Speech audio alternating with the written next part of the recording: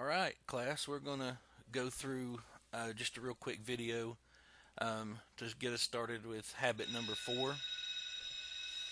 And it does seem like every time I start to film a little segment for you, there's always a bell going off in this building. So um, I apologize for that. Um, but anyway, we have so far gone through habits 1, 2, and 3. Um, and which those were private victories. And again, this is our maturity continuum right here.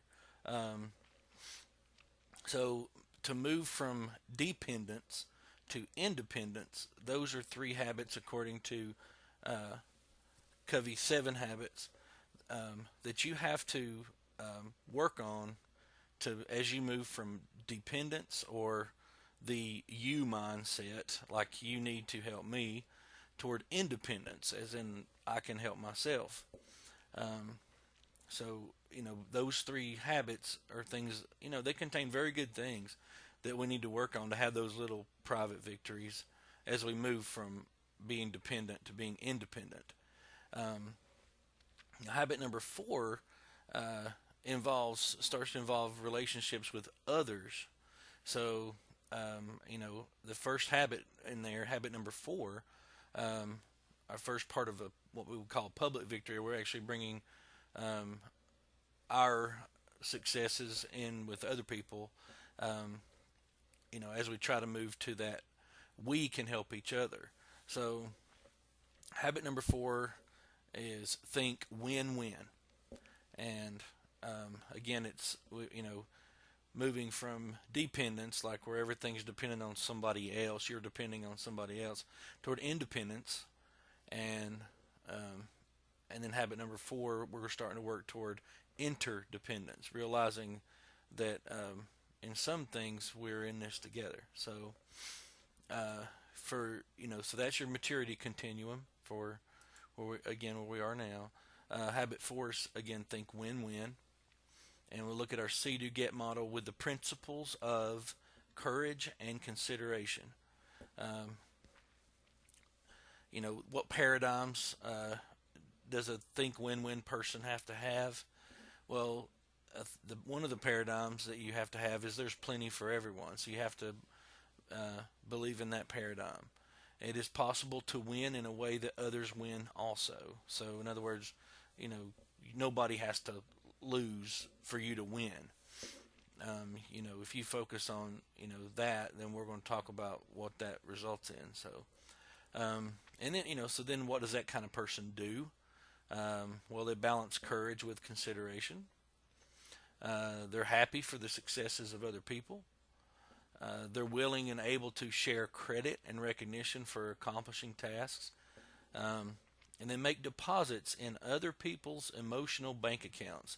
So that's a really big part right there. It's so easy to make mistakes in that realm. But there are basically 8 steps that we're going to talk about. You're going to talk about in your discussion. So what you have to do to make those deposits, and as a result of that, you get more wins. You get better solutions to problems much more quickly, and better relationships out of that. So we'll focus on for the see do get model in this unit for think win win those parts. There is what's called in your book. It's called a courage and consideration matrix. So it just basically outlines, as you move from low amounts of courage to high amounts of courage, and low consideration to high consideration, which obviously the quadrant you want to be in is the one that's going to be over here. So the first quadrant, win lose. So you're the first person, and for you to win, somebody else has to lose. Um, in other words, you'll be asked to probably describe a situation, um, you know where there was a win lose, and then the next part you have to do is you talk about moving into the second part of the quadrant here, which is win-win, or there's no deal. So the win-win quadrant is the second one. I apologize for the bell again.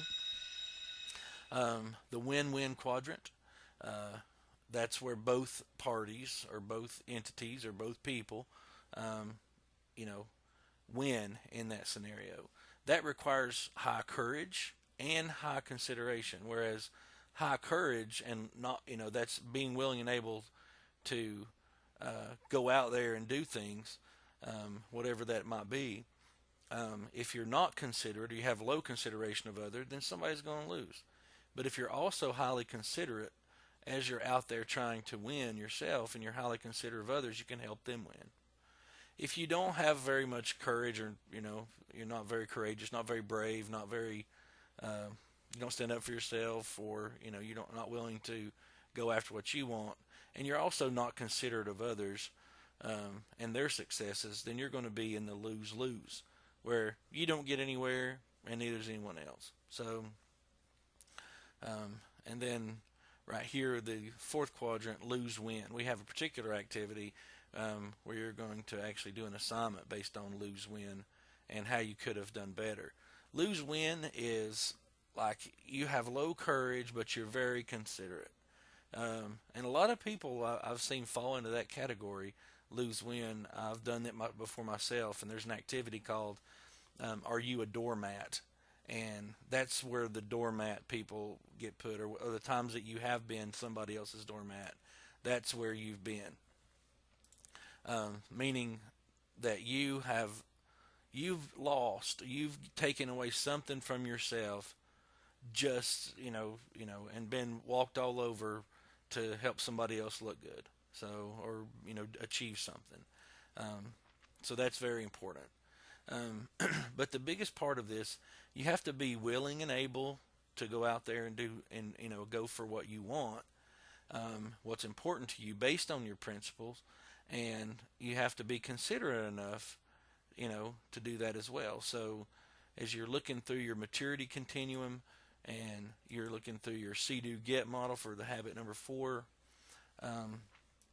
think about different times when you might have been in situations where you might have been in one of these 4 categories, and then just think about what would it be like for win-win, where everybody has to do some work, but everybody gets a reward. So I mean, as part of an agreement.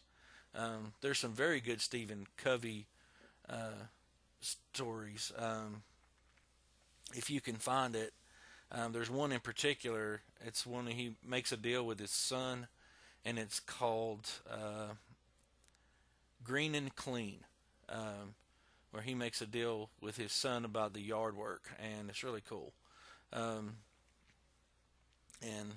the last slide I'm going to talk about here, the Chinese character to listen.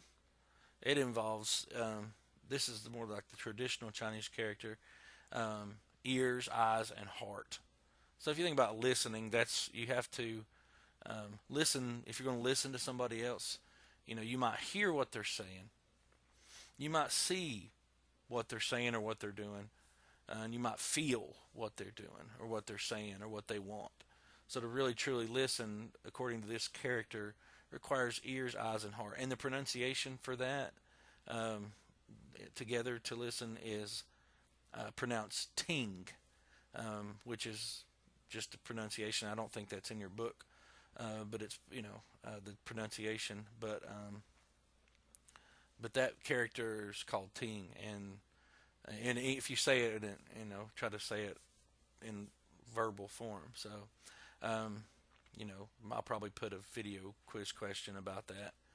How do you pronounce it, or something like that. But anyway, I think as you're moving through your maturity continuum from dependence to independence, now we're going to start talking about what do we have to do.